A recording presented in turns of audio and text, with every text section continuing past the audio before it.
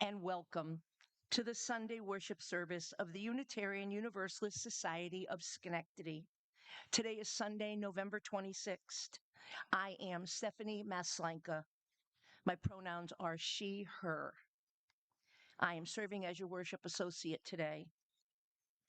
Grateful are we for your presence on Zoom or here in person. This morning, our worship leader is Reverend Eileen Casey Campbell, whose pronouns are she, her.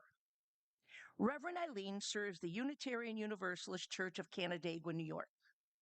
Her previous work is in youth and young adult programming, as well as church growth and membership. She completed her internship at the Albany Congregation. We are so grateful to have her here leading worship with us this morning. About 10 years ago, I worked for the Episcopal Diocese of Rochester, consulting their 50-odd churches on community outreach and growth, among other things. And there's a sign you almost always see outside of an Episcopal church. It reads, "The Episcopal Church welcomes you." And often, when I visited and asked about a church's mission or vision, about their unique reason for existing and serving their community, the church leaders would tell me, well, we're welcoming. We welcome everyone here. That's our mission. And then I'd inevitably ruin their day by requesting that they explain to me to what they wanted to welcome people. We welcome you for what? Why? Because we all know at this point that the everyone and we welcome everyone means even if you're gay, which in this century is not a mission statement. Like, you all know we're also welcome at grocery stores and restaurants too. But it matters what they're serving. Welcome is the minimum. Folks want to know what's on the menu. So I'd annoy my beloved Episcopalians by insisting that welcome itself was not a mission. I hope you already understand that I don't tell this story to highlight how silly Episcopalians are and how much better we are. I tell it because I think it probably applies to us too. Probably most progressive religious communities. We welcome everyone. That's our thing. But yeah, so does brunch. So does the park. So does sleeping in. How so do the Episcopalians over at St. Stephen's down the road? They've got a freaking sign about it. But I believe even when we need practice articulating it, that we welcome people to something of substance in this movement. We come to church because we are doing work in our community and our world that is at least as important as brunch most days. We are holding one another's joys and sorrows in ways that sleeping in usually just doesn't compare with. We are called to wrestle with not just whose needs and desires we're making space for, but also that this space is not an empty room. There is good news on the menu here. So if you're here this morning, you are indeed welcome, and that's only the beginning. So a non-rhetorical question to begin. You can shout out your answer. Do you want your church to grow? I thought maybe. Okay, so a rhetorical question you can answer inside voices. Why? I did not grow up in evangelical religious traditions. And I don't just mean capital E American evangelical Christianity. I mean traditions where insiders are meant to spread good news to outsiders, where recruitment or growth was a goal of any kind. We didn't really think about being welcoming to new members, let alone going out to find them, inviting new people in. New members were born in, not brought in. For Catholics, salvation is much more dependent on behavior than belief. So there's not a whole lot of impetus to bring individuals into religious community. There's, of course, another whole story when it comes to incorporating societal power structures into institutional Catholicism, but that's a different sermon. For Jewish communities, there's almost zero emphasis on growth or incorporation of new members. There's even a tradition of denying the request of potential converts multiple times to make sure they're really, really sure. In fact, there are few world religions, not just the ones I grew up with, but very few, devoted to the idea of growth and expansion of their membership in the way that Protestant Christian groups and their descendants tend to be. Even when we're bad at growth, maybe because WASPy values say you should never share deeply about something that's meaningful to you, or because we don't actually believe that our particular good news is essential to anybody's salvation. Even when we're not good at it, we care about growth on principle, right? Our churches may be shrinking year after year, but the goal is growth. Heck, I myself has stood in many a pulpit and said to our churches, healthy living things grow. If you're not growing, you're dying. But why? Why do we want to grow? The pragmatists among us might be saying, we need growth to survive. We need more members to balance our deficit budget. In every congregation I've brought this message to, I know the budget comment is going to land, by the way. You're not alone in that, if you're thinking it. But the bad news on that front is that new membership growth is almost never resulting in new fiscal growth. Membership growth costs money. Longevity balances a budget. People who've been in the world long enough to build some personal financial stability and been in the church long enough to be really, really committed to it, especially in a faith like ours. For example, non-rhetorical question you could raise your hand to answer. Were you born and raised Unitarian Universalist?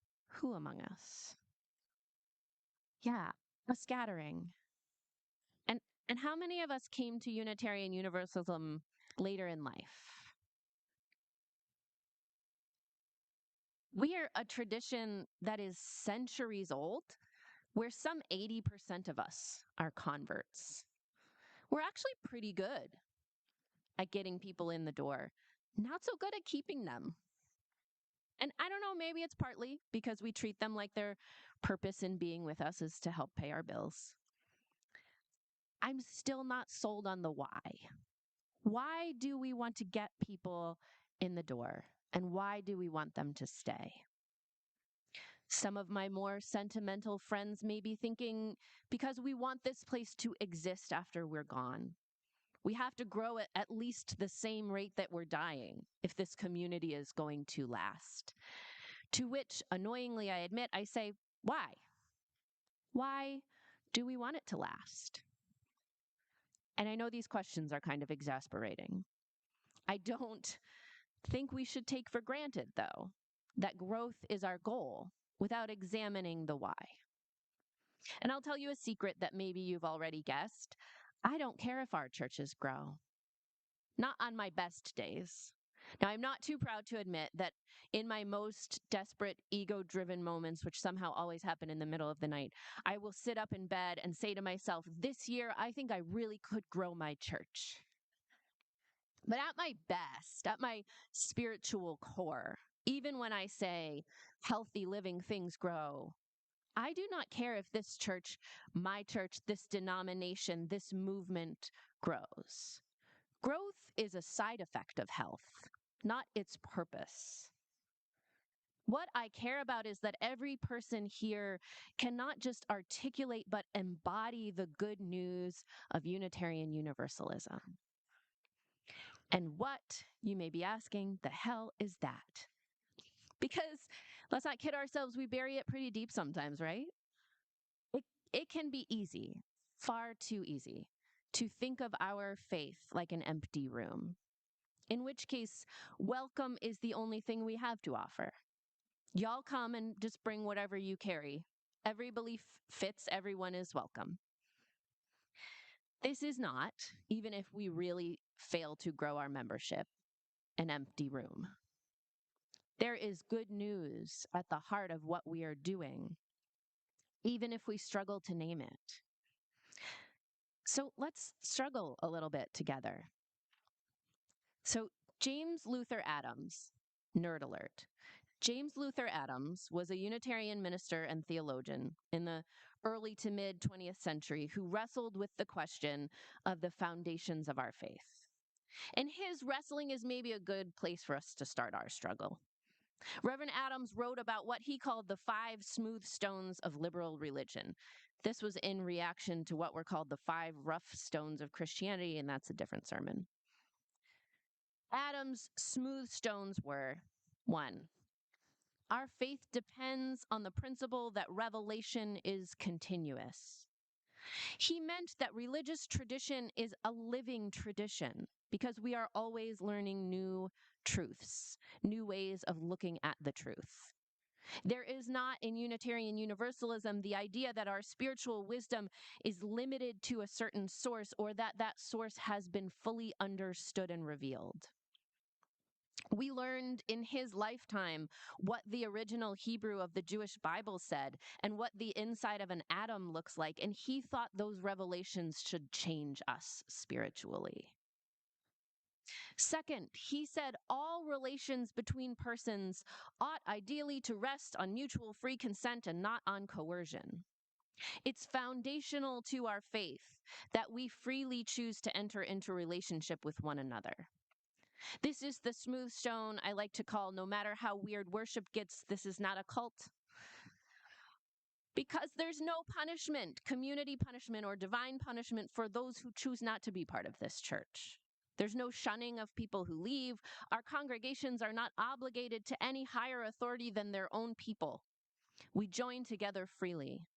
We come together by way of the promises we make to one another, and we come back together in that way when we mess up or when we cause each other harm. Third, he said the core of our religion affirms the moral obligation to direct one's effort toward establishment of a just and loving community. Ours is a faith that demands we work toward liberation, that we work at being together not just in free association, but in love and in justice. We make no room for beliefs that encourage us to ignore the marginalized or deepen disconnections between people. This is a stone I have nicknamed, "It's not a friggin' country club." See also the reason no one is inviting me to write an official theological history of Unitarian Universalism anytime soon. Fourth, he said, we deny the immaculate conception of virtue and affirm the necessity of social incarnation. And this smooth stone is about agency. Good things don't just happen. We got to make them happen. Our beliefs require us to be part of our own liberation, Adams is saying. There may or may not be a God in our personal beliefs, but there is not one who works alone to move the world toward justice. Our collective work is required. And finally, Adams looked around and decided that what he saw in the world should justify an attitude of ultimate optimism. We are a people of hope. This is the good part of the good news. There is no irrevocably fallen world in our tradition. We may not see the restoration of every broken promise or the reparation of every harm, but the belief that repair and healing are possible, that is something we hold at our center. All of this is still too complicated, right? Like, we haven't landed on it. Like, if you're out there defying your WASPy heritage, not to make assumptions, sharing with a friend about how this community has deeply transformed your life, has saved you, I just don't imagine it going like this. Hey, friend, the good news of my faith is that, well, nerd alert, you see, James Luther Adams was a Unitarian theologian. Like, that can't be it, right? But we're starting to see that the room is not empty. Like, there's at least 5 rocks in here. And it's not that I think we should be able to condense the nuance and depth of our faith into a cute bumper sticker. I am not looking for the UU version of the John 3:16 t-shirt. I also don't think John 3:16 is a great summary of the beauty and joy in Christian theology, but that's a different sermon. We have rich and complex theological foundations. And just to be clear, I'm not interested in dumbing that down, but I do think there is a center to it. And without a good understanding of what we hold at the center, we will continue to think of ourselves as an empty room into which a sad welcome is our only gift to the world. We're more than that, friends. Springing forward about 100 years from those smooth stones, we are in a process right now as a denomination of amending Article 2 of our bylaws. And for those of you who are thinking, oh my God, we just sat through a lecture on what's his name, and now we're talking about bylaws, I promise it's not as boring as it sounds. Article 2 of our UUA bylaws, you may already know, is what holds, among other things, the language of our principles. The UUA appointed a commission to study the entirety of Article 2. They were asked to consider, as we are this morning, to what are we welcoming people? And are we actually any good at it? And also why? And if necessary, rewrite the whole thing, which they have done. Where they are leading us is to call ourselves a faith with love at its center. Let me read you just a tiny taste of what they have distilled. Love, they write, is the enduring force that holds us together. Love inspires and powers the passion with which we embody our values. Inseparable from one another, these shared values are justice, generosity, pluralism, transformation, equity, and interdependence. And that feels honestly quite a bit smoother than those stones. Love at the center, to me, looks like belonging. In fact, I think our sometimes unfortunate habit of telling the good news of our faith by reminding everyone of what we're not a people of creeds, not a group that all believe the same thing about God or humanity or healing or wholeness, not communities beholden to authority beyond our own. I think it is a way of making room for what we are. Because here's the thing I know for sure, none of us come to church because of what we're not. Those things we know not to be true won't carry us through any kind of storm. All of the knots, I think, are holding belief at bay to make room for belonging. I believe it is not an empty welcome, but a deep and meaningful, purpose-filled belonging that is the good news of our faith. We recite the knots. We reject all those restrictions on belief because for us, the much deeper ground of our understanding is belonging. So anything that cuts us off from belonging must be held at bay. We hold on to covenants, those promises we made in free consent to one another, rather than creeds, because what we know for certain is that we belong to each other. And the beauty of this good news is that the truly solid bedrock of our faith doesn't live in books or sermons or some heavenly other realm. It lives in our bodies. It lives in the earth, in the literal bedrock. I drove earlier this week with my child in the back seat toward the farm where I grew up. And as we came near, I looked out the window and I felt my heart heave a sigh. Look, I said to my small person, those are my mountains. They belong to me. And then I paused and listened more closely to what I knew in my bones. Actually, I said, I belong to them. I don't think we can separate any of our theology, however loftily we compose it, from that particular bit of earth that made us. And I have not learned in ministry, in books, in seminary, in 1,000 Sundays in a pew, how to sum up the good news any better than this. I belong to the body of the earth, to that which made me. All of us do, which must mean, I hope, that we belong to one another. And that makes the question of to what do we welcome folks and why land quite differently, right? The good news of belonging changes the shape of our welcome. It cannot simply mean that we include others in the circle of what we already do and how we do it, but that our welcome of others is a transformation of ourselves. Welcome isn't a value unto itself. It is a willingness for the sake of our inherent belonging to meet others where they are and be changed by them. One of the oldest Bible stories that we tell is about this kind of welcome. Abraham, the story goes, lived long, long ago in a land called Canaan. He was a nomad, traveling from place to place with his big household and his herds of animals.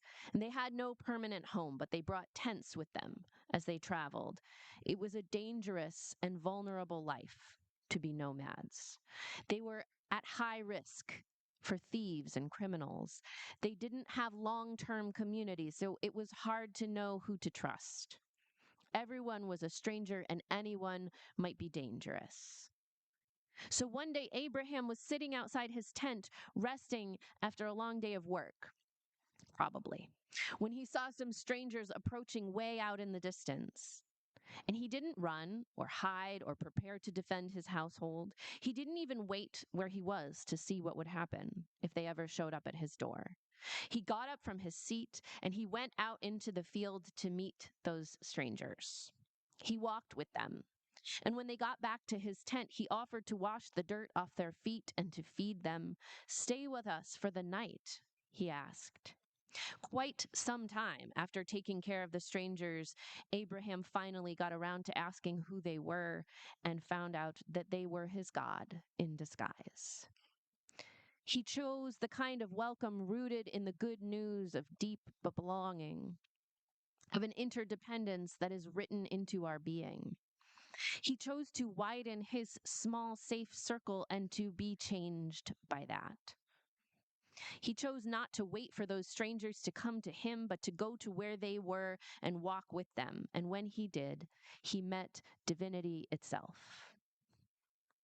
It is not my goal for this church or my church or any of our churches to grow, any more than it was Abraham's goal to grow his household by bringing in some strangers. I don't care if we grow as a movement. I care whether you hold the good news of this faith so deeply in your bones that you could never forget it. You belong. So does everyone else. We belong to one another, to this earth that made us, to the spirit of love that called us into being and lives at our center. Growth is just a side effect of our willingness to be transformed. Just a side effect of a faith so good, so joyful, that we can't help but live it out loud. We belong. May it ever be so. Amen. Our closing hymn is number 209 in the hardback hymnal and also on the screen in front of us. Let us rise in body or in spirit and sing, "O come, you longing, thirsty souls."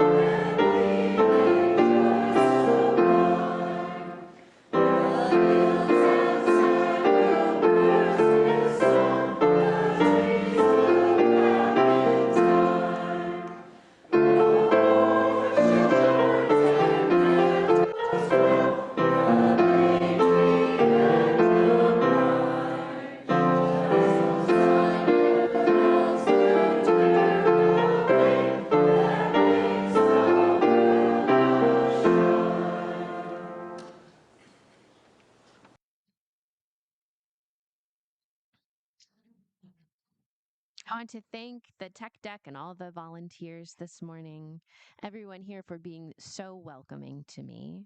Following our shared closing words, we hope you will stay for conversation either in the Zoom room or here in the Great Hall. And I offer as a benediction this morning words from that great modern day prophet, Pat Benatar. Whatever we deny or embrace, for worse or for better, we belong. We belong, we belong, we belong together. Amen.